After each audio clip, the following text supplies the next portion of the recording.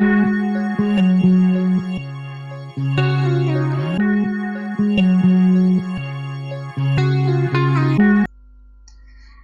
All, welcome to homely profits. ഇന്ന് July 11 ഇന്നത്തെ ഒരു ഡേറ്റ് വെച്ച് ജൂലൈ 14 തിങ്കളാഴ്ചത്തെ ഒരു മാർക്കറ്റ് പ്രഡിക്ഷനാണ് ചെയ്യുന്നത്. അപ്പോൾ ഞാനിവിടെ ഫസ്റ്റ് ഇവിടെ എടുത്തിരിക്കുന്നത് നിഫ്റ്റിയുടെ ഡേ ക്യാൻഡിലാണ്.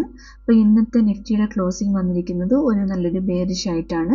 പക്ഷേ ഇന്നത്തെ ക്ലോസിംഗ് വന്നിരിക്കുന്നത് ഈ ഒരു റേഞ്ചിൻ്റെ ബൗണ്ടറിയിലാണ്. അപ്പം തിങ്കളാഴ്ചത്തെ ഒരു ക്യാൻഡിൽ ഈ ഇന്നത്തെ ക്ലോസിന് താഴെ പോവുകയാണെങ്കിൽ നമുക്ക് പറയാൻ പറ്റും ഇത് വീണ്ടും ഒരു റേഞ്ചിൻ്റെ ഉള്ളിലേക്ക്, അല്ലെങ്കിൽ ഈ ഒരു റേഞ്ചിൻ്റെ ഉള്ളിലേക്ക് തന്നെ മാർക്കറ്റ് വീണ്ടും വരികയാണ്. അതല്ല തിങ്കളാഴ്ചത്തെ ക്യാൻഡിൽ ഇവിടെ ഒരു സപ്പോർട്ട് എടുത്ത് നമുക്കൊരു ബുള്ളിഷ് ക്യാൻഡിലാണെങ്കിൽ അതൊരു ട്രെൻഡ് കണ്ടിന്യൂഷൻ ആയിട്ട് നമുക്ക് വേണമെങ്കിൽ കണക്കാക്കാം. ഒരു ഡീപ്പ് പുൾ ബാക്ക് എടുത്ത് ഒരു ട്രെൻഡ് കണ്ടിന്യൂഷൻ എന്ന് വേണമെങ്കിൽ നമുക്ക് കണക്കാക്കാം. അപ്പോൾ തിങ്കളാഴ്ചത്തെ ഒരു ക്യാൻഡിൽ എവിടെ ഫോം ആവുന്നു, ഈ ഒരു റേഞ്ച്, ഈ ഒരു ഇന്നത്തെ ക്യാൻഡിലിന് താഴെയാണെങ്കിൽ അതൊരു റേഞ്ചിലേക്ക്, മാർക്കറ്റ് റേഞ്ചിലേക്ക് പോവുകയെന്ന് നമുക്ക് പറയാൻ പറ്റും. അതല്ല ഇവിടുന്ന് ഒരു സപ്പോർട്ട് എടുത്ത് മുകളിലേക്ക് പോവുകയാണെങ്കിൽ വീണ്ടും നമുക്കൊരു ലോങ് സൈഡ് നോക്കാം. ഇപ്പം ബാങ്ക് നിഫ്റ്റിയുടെ കേസ് നോക്കുകയാണെങ്കിൽ ബാങ്ക് നിഫ്റ്റിയും ഇന്ന് ക്ലോസ് വന്നിരിക്കുന്നത് ഈ ഒരു റേഞ്ചിൽ തന്നെയാണ്. ഇവിടെ നോക്കുകയാണെങ്കിൽ നമുക്ക് മനസ്സിലാവും ഈ 4-ാം തീയതിത്തെ ജൂലൈ 4-ാം തീയതിത്തെ ക്യാൻഡിലിൻ്റെ സെയിം അവിടുന്ന് തന്നെയാണ് ഇന്നത്തെ ഒരു റിജക്ഷൻ വന്നിരിക്കുന്നത്. അപ്പം 4-ാം തീയതി റിജക്ഷൻ വന്ന സെയിം പോയിന്റ് തന്നെയാണ് ഇന്ന് റിജക്ഷൻ വന്ന ക്യാൻഡിൽ ക്ലോസ് വന്നിരിക്കുന്നത്. തിങ്കളാഴ്ച ക്യാൻഡിൽ ഇന്നത്തെ ലോ കട്ട് ചെയ്ത് പോവുകയാണെങ്കിൽ വീണ്ടും അതൊരു റേഞ്ചിലേക്ക് കയറും. അതല്ല ഇവിടുന്ന് ഒരു സപ്പോർട്ട് എടുത്ത് നമുക്കൊരു ബുള്ളിഷ് ക്യാൻഡിലാണ് കിട്ടുന്നതെങ്കിൽ ഒരു trend continuation, long trend continuation എന്ന് വേണമെങ്കിൽ നമുക്ക് പറയാം. അപ്പോൾ ഇതിൻ്റെ ഒരു അനാലിസിസിന് വേണ്ടിയിട്ട് നമുക്ക് ഓപ്ഷൻ ഇൻട്രസ്റ്റിൻ്റെ കുറച്ച് ഡേറ്റാസ് ഞാൻ എടുക്കുന്നുണ്ട്. ഇവിടെ ബാങ്ക് നിഫ്റ്റിയിൽ നമുക്ക് നോക്കുകയാണെങ്കിൽ ഇന്നത്തെ closing price, PCR value, max pain, ഈ 3 വാല്യൂസ് ഞാൻ എടുത്തിട്ടുണ്ട്. ഓപ്പൺ ഇൻട്രസ്റ്റ് ഏറ്റവും കൂടുതൽ വന്നിരിക്കുന്നത്, അപ്പോൾ ഇതിൽ നോക്കുകയാണെങ്കിൽ നമുക്ക് ഏറ്റവും കൂടുതൽ പുട്ട് OI വന്നിരിക്കുന്നത് 56,000-ലാണ്. പക്ഷേ ഞാൻ ഒരു ഇൻട്രാഡേ ഒക്കെ ചെയ്യുന്നവർക്കും എല്ലാവർക്കും വേണ്ടിയിട്ട് ആയതുകൊണ്ട് ഞാൻ ഏറ്റവും നിയറസ്റ്റ് ആയിട്ടുള്ള ഏറ്റവും കൂടുതലുള്ളതാണ് എടുത്തിരിക്കുന്നത്. അപ്പം ഞാൻ എടുത്തിരിക്കുന്നത് ഏറ്റവും കൂടുതലുള്ള പുട്ട് OI അല്ലെങ്കിൽ കോൾ OI എടുത്തിരിക്കുന്നത് 57,000-ആണ്. അപ്പം 57,000-ലാണ് ഏറ്റവും കൂടുതൽ കോൾ OIയും അല്ലെങ്കിൽ പുട്ട് OIയും വന്നിരിക്കുന്നത്. ഇപ്പോൾ OI ചേഞ്ച് നോക്കുകയാണെങ്കിൽ OI ചേഞ്ച് ഏറ്റവും കൂടുതൽ വന്നിരിക്കുന്നത് 57,000-ലാണ്. പുട്ട് OI ചേഞ്ച് ഏറ്റവും കൂടുതൽ വന്നിരിക്കുന്നത് 57,000-ലാണ്. അത് അൺവൈൻഡിങ് ആണ് അവിടെ നടന്നിരിക്കുന്നത്. ഏറ്റവും കൂടുതൽ കോൾ OI ചേഞ്ച് വന്നിരിക്കുന്നത് 56,800-ലാണ്. അപ്പോൾ ഇത്രയും ഡേറ്റ ഞാൻ ഇവിടെ എടുത്തിട്ടുണ്ട്, എക്സലിൽ മാർക്ക് ചെയ്തിട്ടുണ്ട്. ബാങ്ക് നിഫ്റ്റിൻ്റെ ക്ലോസിംഗ് വന്നിരിക്കുന്നത് 56,956-ലാണ്. മാക്സ് പെൻ വന്നിരിക്കുന്നത് 56,800-ലാണ്. PCR വാല്യൂ വന്നിരിക്കുന്നത് 0.86-ലാണ്. PCR വാല്യൂ കൊണ്ട് നമുക്ക് മനസ്സിലാക്കാൻ പറ്റുന്നുണ്ട് ഇതൊരു ബെയറിഷ് പ്രൈസിലാണ് ഇപ്പോൾ മാർക്കറ്റ് ഉള്ളത്. ഹയസ്റ്റ് കോൾ OI വന്നിരിക്കുന്നതും ഹയസ്റ്റ് പുട്ട് OI വന്നിരിക്കുന്നതും 57,000-ആണ്. സോ ഹയസ്റ്റ് OI വന്നിരിക്കുന്നത് 57 ആയതുകൊണ്ട് നമുക്ക് പറയാം ഇതൊരു നല്ല സ്ട്രോങ് റെസിസ്റ്റൻസ് ആയിട്ട് ഉണ്ട്. അതുപോലെ തന്നെ സപ്പോർട്ട് എന്ന് പറയുന്നത് ഈ 57,000-ആണ്. പക്ഷേ ഇവിടെ സപ്പോർട്ട് നമുക്ക് അത് വീക്ക് ആവുന്നെന്ന് പറയാൻ പറ്റും. കാരണം ഇവിടെ ഹയസ്റ്റ് പുട്ട് OI ചേഞ്ച് വന്നിരിക്കുന്നതും 57,000-ആണ്. അവിടെ നടക്കുന്ന അൺവൈൻഡിങ് ആണ്. സോ ഈ ഒരു സപ്പോർട്ട് എന്നുള്ളത് 57,000 എന്നുള്ള സപ്പോർട്ട് എന്നുള്ളത് വീക്ക് ആയിക്കൊണ്ടിരിക്കുന്നുണ്ട്.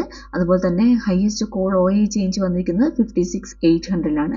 അതായത് ഒരു ഫ്രഷ് റെസിസ്റ്റൻസ് സോണ് ഈ 56,800-ൽ ബിൽഡ് ആവുന്നുണ്ട്. അപ്പോൾ ഇത്രയും ഡേറ്റയാണ് നമുക്കിതിൽ നിന്ന് മനസ്സിലാക്കാൻ പറ്റുന്നത്.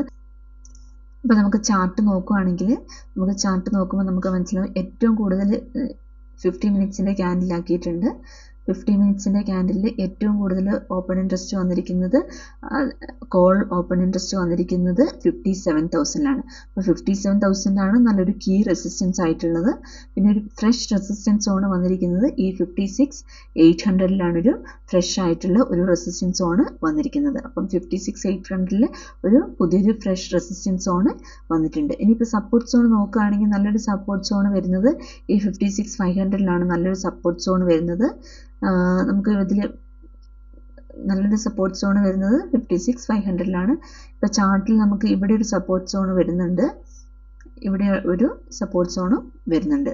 അപ്പോൾ ഇതൊക്കെയാണ് ബാങ്ക് നിഫ്റ്റിയുടെ ഒരു മെയിനായിട്ടുള്ള ഒരു ഇൻട്രാഡേ സപ്പോർട്ട് സോൺ അല്ലെങ്കിൽ റെസിസ്റ്റൻസ് സോൺ വരുന്നത്. ഇനിയിപ്പം നമുക്ക് മാർക്കറ്റ് ഇപ്പോൾ ക്ലോസ് വന്നിരിക്കുന്ന ഈ ഒരു റേഞ്ചിലാണ്. അപ്പം നാളെ ഇപ്പോൾ അല്ലെങ്കിൽ തിങ്കളാഴ്ച ഇപ്പോൾ ഓപ്പൺ ആവുന്നത് ഈ ഒരു റേഞ്ചിന് താഴെയാണെങ്കിൽ ഒരു ബെയറിഷിലേക്ക് മാർക്കറ്റ് പോകും. അപ്പം നമുക്ക് നല്ലൊരു ലോങ് മൂവ് കിട്ടണമെങ്കിൽ ഈ 57-ന് മുകളിൽ 57,000-ന് മുകളിൽ കിട്ടിയാലാണ് നമുക്ക് നല്ലൊരു ലോങ് മൂവ് എന്ന് പറയാൻ പറ്റുള്ളൂ. അപ്പോൾ ഇതൊക്കെയാണ് ബാങ്ക് നിഫ്റ്റിയുടെ ഒരു ലെവൽസ്. ഇനിയിപ്പോൾ നമ്മൾ നിഫ്റ്റി നോക്കുകയാണെങ്കിൽ ഡേറ്റ നമുക്കിവിടെ നോക്കുകയാണെങ്കിൽ നിഫ്റ്റീൻ്റെ ഓപ്പൺ ഇൻട്രസ്റ്റ് ഇൻഫോയിൽ പോയി കഴിഞ്ഞിട്ടുണ്ടെങ്കിൽ നമുക്ക് closing price, PCR value, max pain ഈ 3 വാല്യൂസ് നമുക്ക് ഇവിടുന്ന് കിട്ടും. അതുപോലെ ഓപ്പൺ ഇൻട്രസ്റ്റ് നോക്കുകയാണെങ്കിൽ ഏറ്റവും കൂടുതൽ ഓപ്പൺ ഇൻട്രസ്റ്റ് വന്നിരിക്കുന്നത് 25,300-ലാണ്. ഇപ്പം പുട്ട് ഓപ്പൺ ഇൻട്രസ്റ്റ് ഏറ്റവും കൂടുതൽ വന്നിരിക്കുന്നത് 25,000-ലാണ്. അപ്പോൾ OA ചേഞ്ച് നോക്കുകയാണെങ്കിൽ OA ചേഞ്ച് ഏറ്റവും കൂടുതൽ വന്നിരിക്കുന്നത് 25,300 തന്നെയാണ്. പുട്ട് OA ചേഞ്ച് ഏറ്റവും കൂടുതൽ വന്നിരിക്കുന്നത് 25,000-ലാണ്. അപ്പോൾ അത് കുറച്ചും കൂടി നമുക്കത് ക്ലിയർ ആവാൻ വേണ്ടി ഞാനിവിടെ എക്സലിൽ മാർക്ക് ചെയ്തിട്ടുണ്ട്. അപ്പോൾ നിഫ്റ്റിൻ്റെ ക്ലോസിംഗ് പ്രൈസ് എന്ന് പറഞ്ഞാൽ 25,355.25 ആണ്. മാക്സ് പെയിൻ വന്നിരിക്കുന്നത് 25,250 ആണ്. PCR വാല്യൂ എന്ന് പറഞ്ഞാൽ 0.55 ആണ്. PCR വാല്യൂ എന്ന് പറയുന്നത് 0.55 ആണ്. അത് മീൻ ചെയ്യുന്നത് സ്ട്രോങ് ആയിട്ടൊരു ബെയറിഷ് സെൻറ്റിമെൻറ്റിലേക്ക് നിഫ്റ്റി പോയിട്ടുണ്ടെന്നാണ്. അപ്പോൾ ഹൈസ്റ്റ് കോൾ OA വന്നിരിക്കുന്നത് 25,300 ആണ്. നല്ല റൈറ്റിങ്സ് 25,300 നടക്കുന്നുണ്ട്. ഹൈസ്റ്റ് പുട്ട് OA വന്നിരിക്കുന്നത് 25,000-ലാണ്. ഇപ്പോൾ കോൾ OA ചേഞ്ച് നോക്കുകയാണെങ്കിലും 25,300 തന്നെയാണ്. അപ്പോൾ റെസിസ്റ്റൻസ് കൂടുതൽ സ്ട്രോങ് ആയിട്ട് വരുന്നുണ്ട് ഈ 25,300-ൽ. ഇപ്പോൾ പുട്ട് OA ചേഞ്ച് നോക്കുകയാണെങ്കിൽ 25,000 തന്നെയാണ്. അപ്പോൾ ഒരു നല്ലൊരു ബേസ് വരുന്നത് 25,000-ലും റെസിസ്റ്റൻസ് വരുന്നത് 25,300-ലുമാണ്. അപ്പോൾ നമുക്കിത് ചാർട്ടിൽ വരയ്ക്കുകയാണെങ്കിൽ ഇപ്പോൾ നിഫ്റ്റിൻ്റെ ചാർട്ടിൽ ഞാൻ ഒരു 15 മിനിറ്റ്സിൻ്റെ ചാർട്ട് എടുക്കുകയാണെങ്കിൽ 25,300-ലാണ് നല്ലൊരു റെസിസ്റ്റൻസ് സോണ് ബിൽഡ് ആവുന്നത്. അതുപോലെ തന്നെ നല്ലൊരു സപ്പോർട്ട് സോൺ ബിൽഡ് ആവുന്നത് 25,000-ലാണ്. അപ്പോൾ നല്ലൊരു സപ്പോർട്ട് സോണ് ബിൽഡ് ആവുന്നത് 25,000-ലാണ്.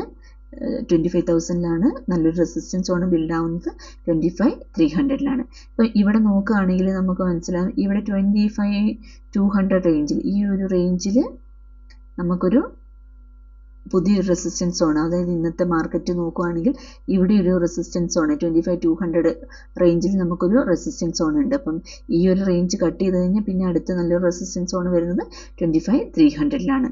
അതുപോലെ തന്നെ സപ്പോർട്ട് നോക്കുകയാണെങ്കിൽ ഇതിന് താഴെ ഇപ്പോൾ 25,100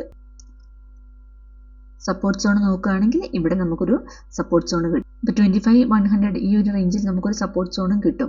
ഇവിടെ 25,200-ൽ നമുക്കൊരു റെസിസ്റ്റൻസ് സോണും കിട്ടും. അപ്പോൾ ഇൻ ബിറ്റ്വീൻ ഈ ഒരു റേഞ്ചിലാണെങ്കിൽ നമുക്ക് വലിയ മൂവ് ഒന്നും കിട്ടില്ല.